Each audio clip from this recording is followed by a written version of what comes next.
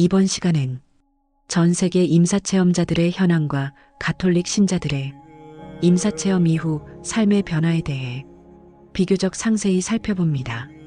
제 자신이 초등학교 때부터 임사체험에 지속적으로 관심이 있어 왔고 재수할 땐 청계천 고서점에서 임사체험에 관한 책을 구해 읽었던 기억이 선명합니다. 최근에 바오로딸에서 루르드 의무국에서 오랫동안 근무했던 프랑스인 의사 탈리의 박사의 그곳에 빛이 있었다 란 책에 가톨릭 신자의 관점에서 본 임사체험이란 소중한 책을 몇 번씩 탐독하고 여러분에게도 권해드립니다. 링크 걸어드립니다.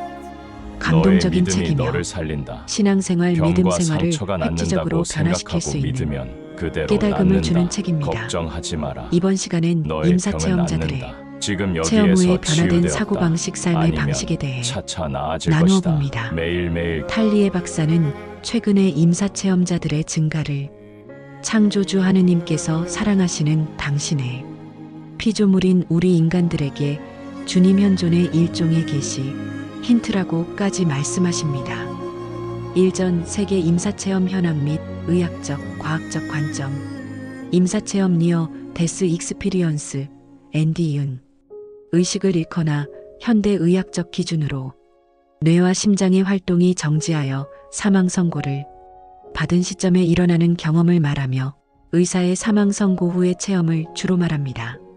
물론 극단적인 고통이나 사고의 획기적인 깨달음의 전환 후에도 비슷한 체험이 보고됩니다만 수천 년 전부터 그 사례가 기록되어 왔으며 현재도 활발히 연구되고 있는 현상이며 최근 응급의학의 급속한 발전에 그 숫자는 급속도로 증가하고 있습니다. 이 구체적인 숫자, 생명의 위협을 겪는 사람들의 약 15%가 임사체험을 합니다. 1982년 갤럽 조사에 따르면 성인의 약 5%가 임사체험을 한 것으로 나타났습니다.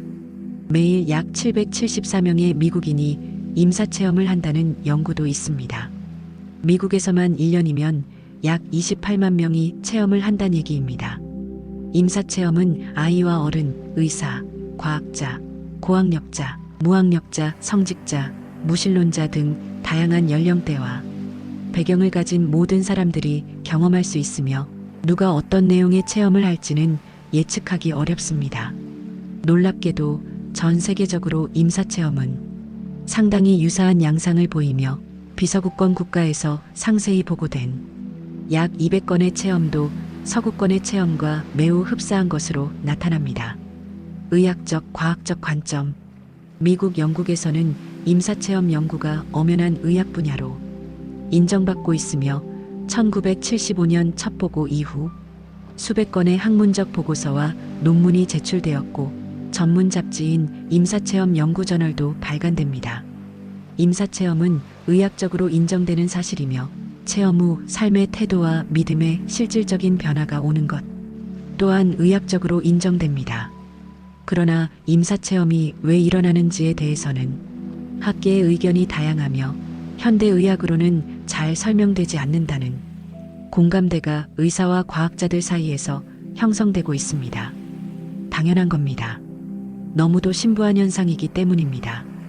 여러 가지 10가지 가까운 반대 학설이 존재하지만 어느 것 하나 확실한 반박을 하지 못합니다.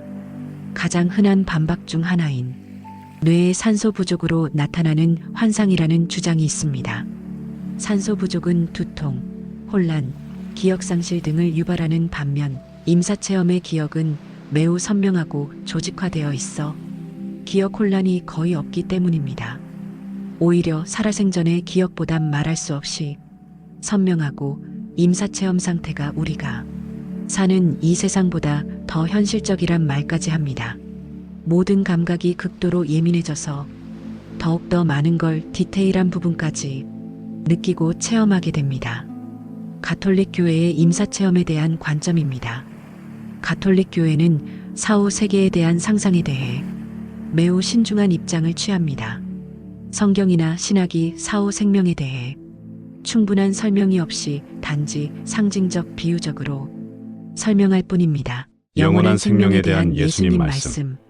아버지의 나라는 기거할 곳이 많다. 예수님께서 자리를 마련하고 우리를 데려갈 것이란 말씀 바오로 사도의 셋째 않을 이야기. 영적인 몸, 영혼과 육신에 대한 이야기 정도입니다. 차원을 달리하는 것이기에 4차원 시공간에 사는 우리가 이해하는 건 당연히 한계가 있습니다. 부활하신 예수님의 제자들이 모여있는 다락방에 벽을 통과하는 사례, 엠마오 제자, 예화, 시간과 공간을 초월하여 이동하는 모습을 많은 부분을 암시합니다. 일부 임사체험 서적들이 복음서의 종말 진술과 합치하지 않는 내용을 담고 있어 두려움을 조장할 수 있으므로 주의를 요한다고 언급되기도 하며, 임사체험엔 사심판에 관한 내용이 많이 빠져있다 하지만 여러 성인들의 체험, 신자들의 임사체험엔 지옥 연옥에 관한 이야기도 많이 나오며, 지난 일생의 리뷰 부부에선 자신이 해를 끼친 상처를 준 상대방의 아픔을 실제로 느낀다는 부분은 우리에게 이 세상의 삶을 어떻게 살고 어떻게 타인을 대해야 하는지에 대한 가르침을 주는 소중한 체험이랄 수 있습니다. 심리학자들은 대부분 임사체험을 당사자의 심리 상태가 반영되고 투사된 환상으로 보기도 합니다. 하지만 임사체험을 이성과 신앙을 통해 해석하려는 시도도 있습니다. 파트릭 텔리의 박사의 저서, 그곳에 빛이 있었다는 임사체험자들의 증언, 역사, 과학적 실제 등을 다루며 객관적으로 임사체험을 이해시키고 가톨릭적 신앙의 희망과 복음의 실천적 삶에 대한 메시지를 줍니다. 임사체험은 신앙적으로도 중요한 표징이 될 수 있으며, 두 세계의 경계선에서 현관에 들어섰다는 증언은 개인의 삶이 죽음으로 끝나지 않는다는 그리스도인의 체험과 맞닿아 있고, 터널 끝의 빛은 부활하신 그리스도의 신비와도 연결될 수 있으며, 가톨릭 신자들의 임사체험에선 주로 성모 마리아 예수님을 만난다는 내용이 거의 나옵니다. 가톨릭 신자들의 임사체험 후 삶, 믿음, 사고방식의 변화에 대해 제주대학교의 가톨릭 신자들의 죽음 불안 경험에 관한 현상학적 연구를 중심으로 한 석사학위 논문의 내용으로 같이 나누어 봅니다. 예기치 않은 죽음 직면 상태를 경험한 가톨릭 신자 8명 주로 40대에서 60대 중산층 기혼자들의 경험과 그로 인한 변화를 심층적으로 탐색했습니다. 이 연구에서 죽음 직면 경험은 임사체험과 유사하게 참가자들의 삶에 중대한 변화를 가져왔습니다. 연구는 이들이 죽음 불안을 어떻게 경험하고 그 결과 어떻게 새로운 인간으로 변모해 가는지를 보여줍니다. 1. 죽음 직면 이전의 삶과 사고방식. 죽음에 대한 외면과 깊이. 대부분의 참가자들은 죽음에 대해 깊이 생각하지 않았거나 나와는 상관없는 일, 무섭고 두려운 것으로 여겨 회피하거나 망각한 채 살았음을 고백했습니다. 내 일이 아니라 완전히 남의 일이라고 생각했습니다. 세상적인 집착과 소진. 많은 참가자가 돈, 운동, 일 등에 과도하게 몰두하며 일중독 수준으로 자신을 착취하고 살았다고 인정했습니다. 건강에 대한 과신도 있었습니다. 삶의 무의미감과 관계의 어그러짐. 죽음 직면 전에는 나 자신에게만 몰두하고 집착하며 노동하는 삶을 살았으며 자신의 삶이 무의미하고 재미없었다고 회상했습니다. 배우자에 대한 불만이나 짜증, 가족관계의 불편함, 그리고 내 중심적인 판단이나 행동이 완전히 엉터리였다고 인정하며 때로는 이로 인해 개인적인 고립감을 느끼기도 했습니다. 피상적인 신앙생활을 했지만 연중 잘해봐야 3번, 4번가는 거의 반냉담 상태였다거나 기복신앙에 빠져나와 내 사람 내 가족에만 집착하는 경향을 보이기도 했습니다. 이 죽음 직면 경험과 그로 인한 변화의 과정, 죽음의 실제적 대면. 참가자들은 질병, 진단이나 사고로 인해 다리가 후들후들 떨리고 눈앞이 캄캄해지고 이제 죽는구나라는 극심한 불안과 두려움을 경험했습니다. 치료 과정에서의 말로 다 표현할 수 없는 고통과 재발에 대한 두려움, 존재론적인 갈등을 겪었습니다. 꿈과 상징을 통한 무의식적 측면, 일부 참가자는 항암 치료 중 저승사자 같은 형상이나 돌아가신 아버지의 모습을 꿈에서 보았으며 이를 죽지 않을 것이라는 강렬한 메시지로 긍정적으로 해석하기도 했습니다. 가족에 대한 미안함과 걱정, 자신의 죽음이 가족, 특히 배우자와 자녀들에게 미칠 영향에 대해 깊은 미안함과 걱정을 표현했습니다. 하느님께 대한 의지 강화, 절망적인 상황에서 하느님을 든든한 백으로 여기며 의지하게 되었고 하느님이 나를 살려주실 것이라는 강한 희망이 솟구쳤습니다.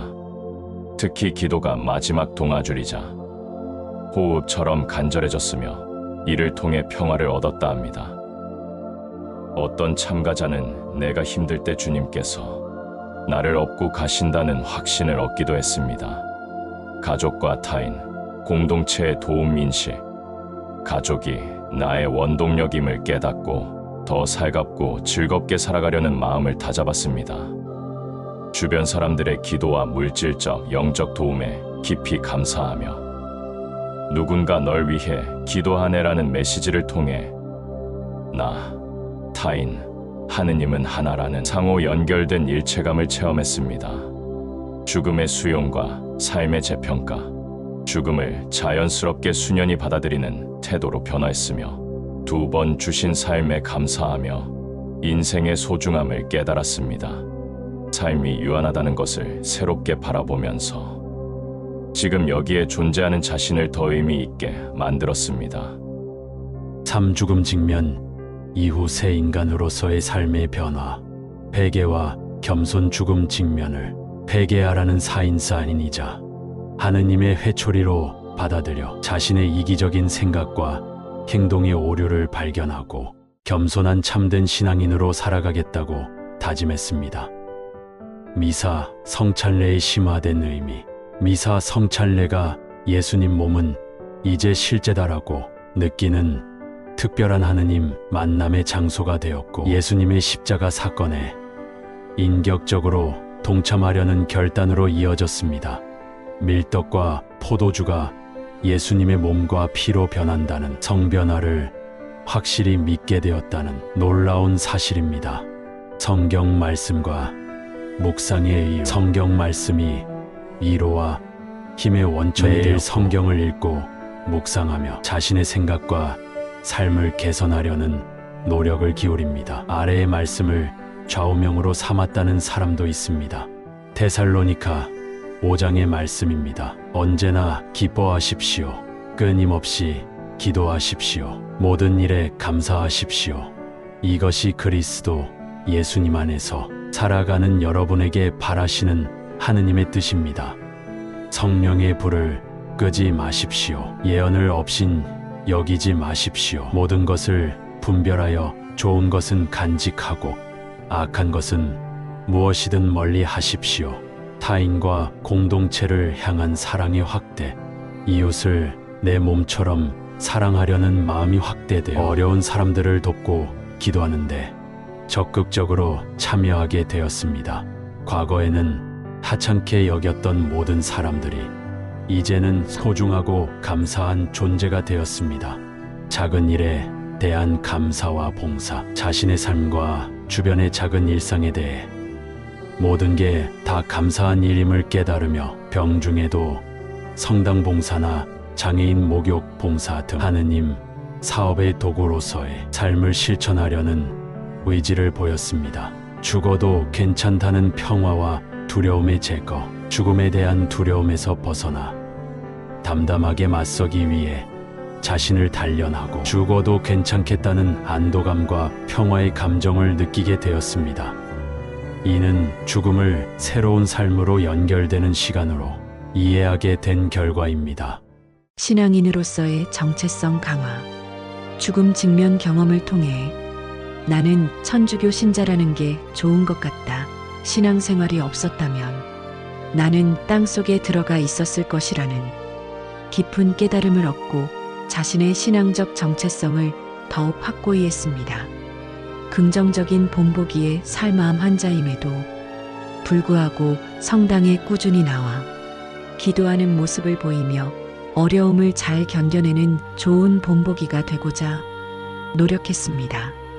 나 스스로가 많이 성장한 것 같다며 욕심을 비워가는 삶의 중요성을 강조했습니다. 결론적으로 가톨릭 신자들의 죽음 직면 경험 임사체험 포함은 일시적인 불안과 고통을 넘어 자신과 세상 그리고 하느님과의 관계를 근본적으로 재정립하는 계기가 되었습니다. 이들은 하느님의 자비로운 사랑을 체험하며 새 인간의 형상으로 존재하며 살아가는 나로 변모하였고 작은 일에도 감사하고 타인을 사랑하며 겸손하게 봉사하는 삶을 통해 신앙의 깊이를 더하고 죽음을 평화롭게 받아들이게 되었습니다. 이러한 변화는 개인의 신앙적 성숙뿐만 아니라 공동체와의 유대감 확대, 그리고 죽음 불안에 대한 현실적인 교육의 필요성까지 인식하게 하는 중요한 자료가 됩니다. 탈리의 박사의 그곳에 빛이 있었다란 책엔 보다 더 풍부한 자료가 들어 있습니다. 일독을 권해드리며 본 채널에도 업로드되어 있습니다. 수고하셨습니다. 우리 주 예수 그리스도의 평화와 사랑과 풍요가 님과 님의 가정에 항상 함액하시길 기도합니다.